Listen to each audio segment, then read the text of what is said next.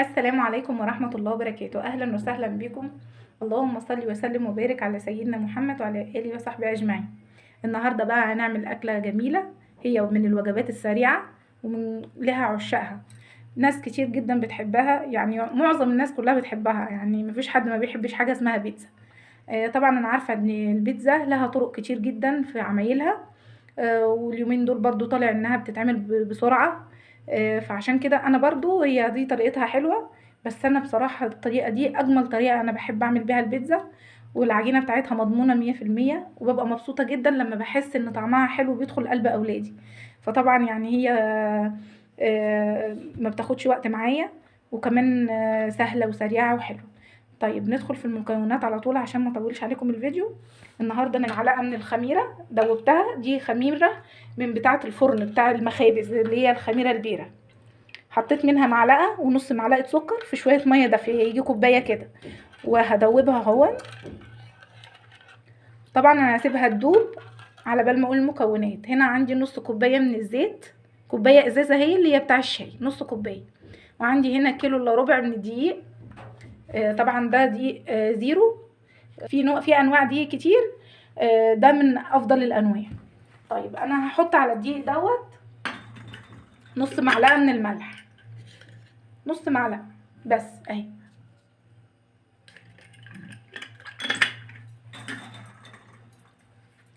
طبعا كده هي دي المكونات بتاعه العجينه بتاع البيتزا. طيب قبل ما ندخل في عجن العجينه، انزلي تحت اعملي لي لايك واشتركي في القناه لو انت مش مشتركه عندي، وفعلي الجرس عشان يوصلك مني كل جديد. طبعا هنا عندي العجينه اهي. هبدا ان انا ادوب الملح كده في قلب الدقيق. بسم الله. وهبدا بقى انزل على الدقيق بنص كوبايه من الزيت. طبعا انا هاجي هنا بقى كده، هاجي على الدقيق وافضل ان انا ادعك الدقيق بالزيت كده لحد ما احس ان الدقيق كله اندمج مع الزيت والدقيق بقى عامل زي الرمله المبلوله كده. فانا هفضل ادعك فيه لغايه ما ادعكه وارجع لكم تاني. دي اهو بقى عامل زي حبات الرمل المبلوله ازاي، اندمج الزيت مع الدقيق بقى جميل ازاي اهو. هبدا بقى انزل عليه بالميه الدافيه اللي هي بالخميره ومعلقه نص معلقه سكر. هنزل عليه بالخميره، هي كوبايه، يعني انا معايره كوبايه ازاز، ولو عوزت ميه تاني على الدقيق هعمل، بس عشان ما هكترش ويبقى الدقيق عندي العجينه سائله قوي، لا انا بحط وبعد كده هجيب تاني بقى.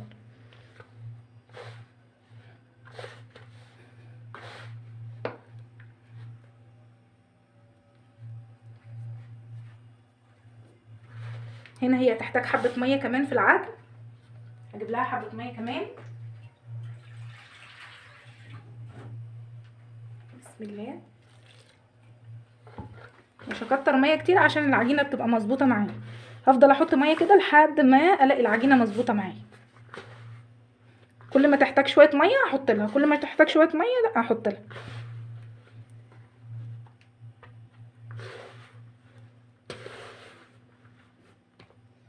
هنا بقى العجينه بتاعتي خلاص يعتبر كده جهزت معايا.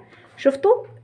اعرف ان العجينه مظبوطه معايا لما الاقي الطبق نضف، لا بقى دي ولا بقى ميه ولا بقى حاجه، حتى ايديا بدات تنضف اهي من العجين، ما بقتش فيها عجين زي الاول اهي، ما بقاش فيها عجين. خلاص كده افضل اعجن العجينه كده اهي. بسم الله ما شاء الله عليها. اعرف بقى ان عجينتي مظبوطه من كده، طبق نضف وكاني غسلاه، ما بقاش فيه لا دقيق ولا عجين، حتى ايدي اهي ما بقاش فيها عجين تاني زي الاول، يعني حاجات بسيطه. بسم الله ما شاء الله على العجينه، طريه معايا، هي لا هي ناشفه قوي ولا لينه قوي. بسم الله ما شاء الله عليها. خلاص بقى تمام كده. هنا العجينه بتاعتي جاهزه اهيت، خلاص كده تمام عليها قوي. هغطيها واحطها في مكان دافي، اغطيها حتى بدفايه او حاجه عشان تهيئ لها المكان ان الخميره ديت تشتغل. على بال ما اجهز مكونات البيتزا تكون هي خمرت معايا، هي مش بتاخد وقت، يعني حوالي نص ساعه مش اكتر من كده، على ما اجهز صدور الدجاج اللي انا هعملها على وشها وكده، واجهز كل المكونات. طبعا هيبقى معايا تمام، هي خمرت معايا. مش هروح اغطيها وارجع لكم تاني. هنا عندي مكونات اللي هتتحط على البيتزا. عندي هنا صدور فراخ كنت انا مقطعاها قطع صغيره، وعندي هنا بصل مقطعاه برضو شرايح، دول هعملهم مع بعض اسويهم على النار. وهنا عندي 3 بيضات، عندي هنا زيتون مخلي، عندي طماطم مقطعاها شرايح، وعندي هنا جبنه موتزاريلا، وعندي فلفل اخضر وفلفل احمر، وعندي هنا صلصه. هبدا على طول ان انا اجهز بقى صدور الفراخ، وارجع تاني نشوف العجينه خمرت ولا لا. هنا بقى طاسه على النار، حطيت فيها يجي معلقه زيت او معلقه ونص، حطيت معاها ما يعادل معلقه زبده،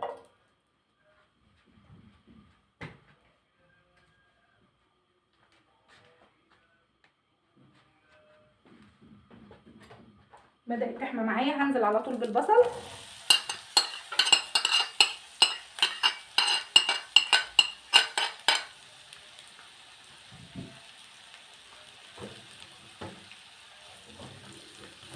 هشوحه عشان اضمن ان صدور الفراخ تستوي معايا على طول. انا هنزل مع بصدور الفراخ مع البصل على طول، انا مش هستنى.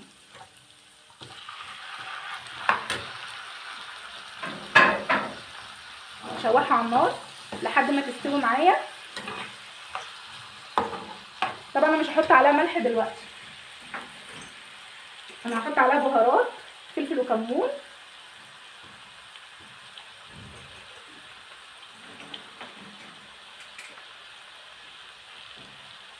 عندي معلقه من الكركم،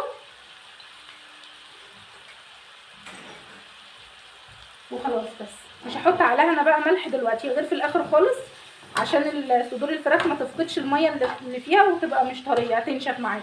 فانا هحط الملح في الاخر. طبعا هي هفضل اشوح فيها كده لغايه ما تستوي، واول ما تستوي هوريها لكم بعد ما تستوي. بتاعتي خلاص استوت معايا، هنزل عليها بالملح بقى، الملح في الاخر اهو.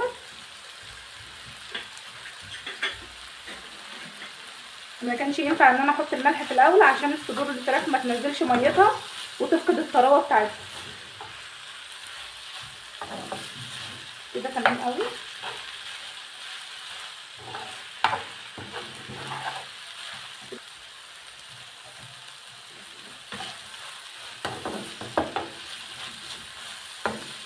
خلاص كده معايا استوت وبقت تمام.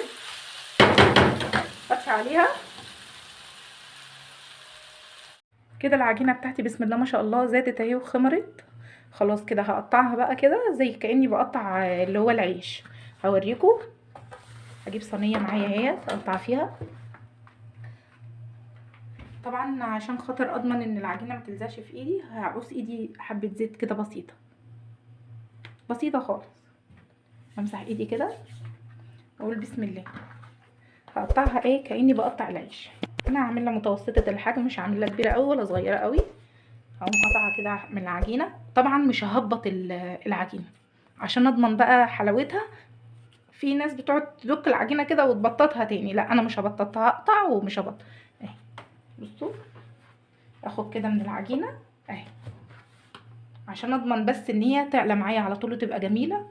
تسويت تبقى جميله. همسك كده كاني بعمل عيش بالظبط، بس مش هبطط بقى عليها قوي، لا ده هي هقطعها بس كده. بصوا معايا اهي. هاخد حتى العجينه مش هبططها قوي، انا هسيبها على راحتها وعلى خمرانها اللي هي خمرانه عشان اضمن بقى نتيجه جميله وممتازه. وبالمناسبه للمبتدئين لو عملوها كده هتبقى ناجحه معاهم جدا.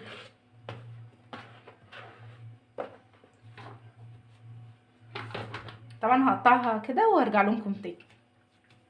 كده العجينه بتاعتي عملت 5 بيتزات، 4 وسط اهمت وواحده كمان صغيره. ما يغركيش انتي ممكن تقولي ان العجينه كده كبيره، لا بس انا واخداها على الخمران بتاعها مش مهبطاها. فلو هبطتها ما كانتش هتديني الحجم ده. طبعا لما بطط هيبان معايا، فخدي بالك عشان ما حدش يقول ان العجينه كده كبيره وهتبقى كبيره على الصينيه. لا مش هتبقى كبيره ولا حاجه. انا اول ما بطط تهبط معايا هتبصوا تلاقوا انها حجمها متوسط. هبدا بقى في عمايل اول واحده واوريكم بعملها ازاي. هنا صينيه، اول صينيه حطيت في الارضيه بتاعتها زيت وهدهنها كويس اهي. وابدا اخد العجينه بتاعتي. بسم الله. هعملها كده بايدي، اريحها كده بايدي، ابدا اريح العجينه كده معايا بايدي وابدا احطها كده وابطط الاطراف الاول. بسم الله ما شاء الله.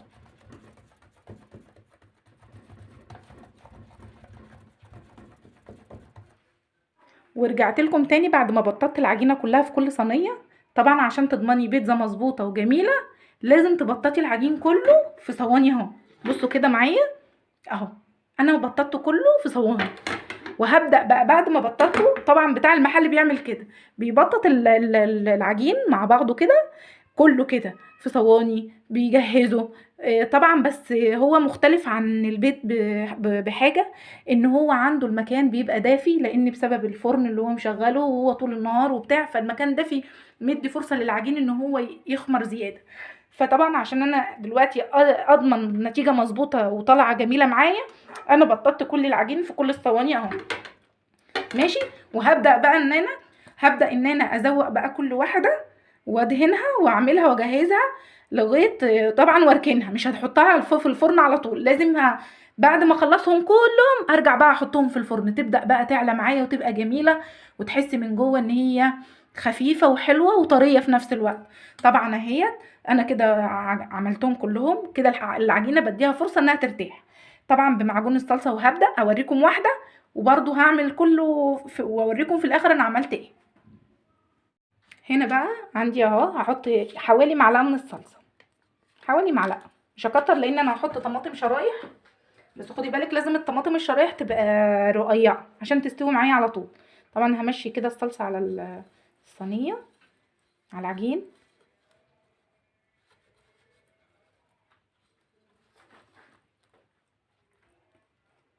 بصراحه انا بحب اعملها بالصلصه كده، لان الصلصه بتديها مزازه كده وطعم جميل جدا، بتبقى زي بتاع المحلات. مش بحب اعمل لها صلصه في البيت يعني.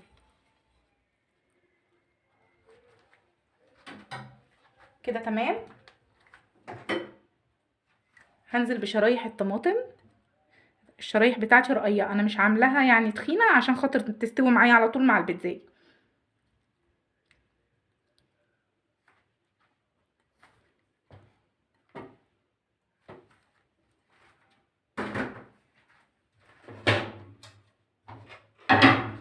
طبعا هحط شويه من صدور الدجاج اهي.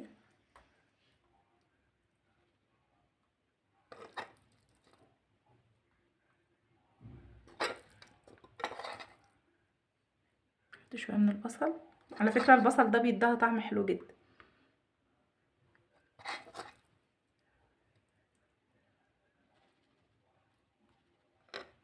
تمام. دي حته كبيره شويه عشان تبقى ايه. طيب هحط هنا برضو ايه، فلفل اخضر وفلفل احمر كده.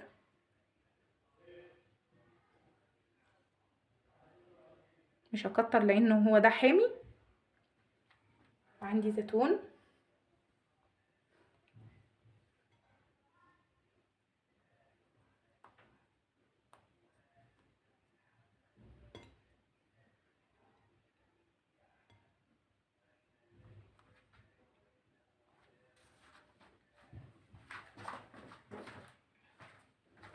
وعندي جبنه موتزاريلا.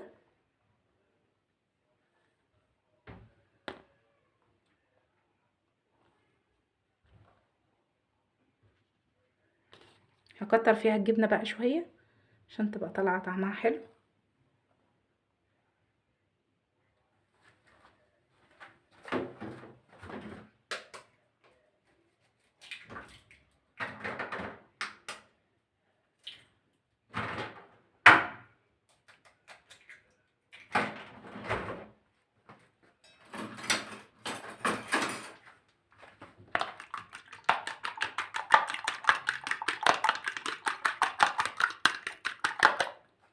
واخر حاجه هنا البيض. هحط بقى شويه كده من البيض يعني عشان يديها طعم حلو، مش هحط كتير. هو فيه جبنه وكل حاجه بس انا بيبقى البيض بيخليها طعمها حلو، واولادي بيحبوها بيض. لو انت مش حابه تحطي بيض وهتكتفي بالجبنه خلاص براحتك، بس احنا بنحب نحط عليها بيض كده بقى بيديها طعم حلو بصراحه. وكمان برضو قيمه غذائيه، لاني انا الاطفال بتوعي مش بيحبوا ياكلوا البيض قد كده، فبحب ادخلهم لهم في كل الاكلات، في اغلب الاكلات يعني مش كلها. كده تمام. انا بحط حاجه بسيطه يعني.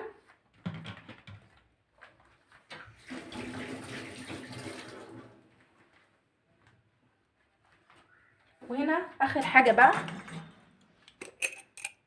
هحط حبه فلفل وكمون بسيطه خالص كده على الوش عشان تديها ريحه يعني. طبعا كده خلاص كده تمام معايا. هشيل دي بقى وهعمل الباقيين وارجع لكم تاني. كده كلهم بقوا جاهزين ازاي معايا. طبعا اديت فرصه شوفوا اول واحده دي، اول صينيه بدات ان هي العجينه بتاعتها ترتاح وتزيد معايا، الخميره برضو شغاله فبدات تزيد ازاي. طبعا لما تدخل الفرن هتعلى معايا وتبقى تخينه وطريه في نفس الوقت وخفيفه من جوه مش مكتومه. طبعا انا جهزتهم كلهم ودلوقتي ولعت الفرن خليته على نار عاليه. طبعا هي مش بتاخد تسويه كتير، ما بتاخدش وقت لان النار عاليه وهتسويها بسرعه. بس الفكره ان انتي تجهزيهم كلهم جنبك وتحطي في الفرن على طول، ده بيدي الفرصه للعجينه ترتاح، ولما تدخل الفرن عشان تستوي تديكي نتيجه ممتازه. طبعا كل حاجه لما تديها وقتها وتبتدي ان انت تحسني في التعامل معاها هتطلع لك نتيجه ممتازه. انما عك واقلب وحط على بعضه ده معرفوش. وبعدين انا بقدم فيديو كامل يا جماعه، كل اللي بيقول لي فيديو طويل فيديو طويل، انا بقدم فيديو كامل، فلازم ان انا ادي كل حاجه وقتها وكل حاجه حقها. فما ينفعش احط ده على ده واحط ده على ده واقلب والاخر اجي في البيت في الاخر بعد ما اطلع نتيجه لا عجباني، واطلع عجينه مش ممتازه، واطلع اكل مش مظبوط، وتطلع اي اكل وخلاص. هو الموضوع في الطريقه. كل الستات بسم الله ما شاء الله بتعرف تطبخ، بس المهم ان انتي اقولك على حاجات تميز اكلك عن غيرك بس مش اكتر. الموضوع مش موضوع بطء، الموضوع ان انا عايزه اعلمك انك تعملي اكل يدخل قلب زوجك واولادك ويبقوا يحبوه، مش حط على بعضه واقلب. والله صدقوني لا، انا عايزه اقدم محتوى هادف يعلمك بجد تطلعي حاجه صح. لو تابعتي فيديوهاتي كلها للاخر هتعرفي ان في حاجات لازم تتعمل في الاكل عشان يطلع نتيجته ممتازه. فمن ضمن الحاجات طبعا انا لما حطيت العجينه، شوفوا العجينه بدات تزيد معايا. غير ان في ناس بقى تعمل واحده وتدخلها الفرن، تعمل التانية وتدخلها الفرن، تعمل التالتة وتدخلها الفرن. طبعا ده مش هينفع، لازم تعمليهم كلهم وتديهم فرصه كده. على بال ما تخلصي الاخيره هتكون الاولانيه ارتاحت، على بال ما تسوي الاولانيه والتانية والتالتة وتوصلي للاخيره هتكون ارتاحت. فطبعا كل حاجه من ورا بعضيها كده عشان اطلع نتيجه ممتازه ونتيجه تبقى انت راضيه عنها واهل بيتك راضيه عنها. طبعا هسيبكم اسويها وارجع لكم تاني بعد ما سويتها واوريها لكم. خلصت اجمل صواني بيتزا النهارده. مليت البيت خير بصراحه، بكيلو الا ربع دقيق مليت بيتي كله خير. شفتوا بسم الله ما شاء الله. انا هروح مثلا اشتري وحدايه من بره غاليه وعلى الفاضي. طب انا عملت هنا احلى بيتزا هنا في بيتي ومليت بيتي خير. احطهم على بعضهم بس. طب انا لو عايزاها مقرمشه اسيبها مكشوفه، طب لو عايزاها طريه احطها على بعضيها كده واغطي اللي فوق بغطا هتطرى معاكم والبخار هيخليها طريه وجميله. وكده فاضل واحده بس في الفرن اطلعها بس وارجع لكم. كده طلعت اخر واحده من الفرن وكده تمام معايا قوي. لو عجبكم الفيديو اعملوا لي لايك واشتركوا في القناه لو انتم مش مشتركين عندي، وفعلوا الجرس وعشان يوصل لكم مني كل جديد، ويا رب يحسن ما بين ايديكم. السلام عليكم ورحمه الله وبركاته.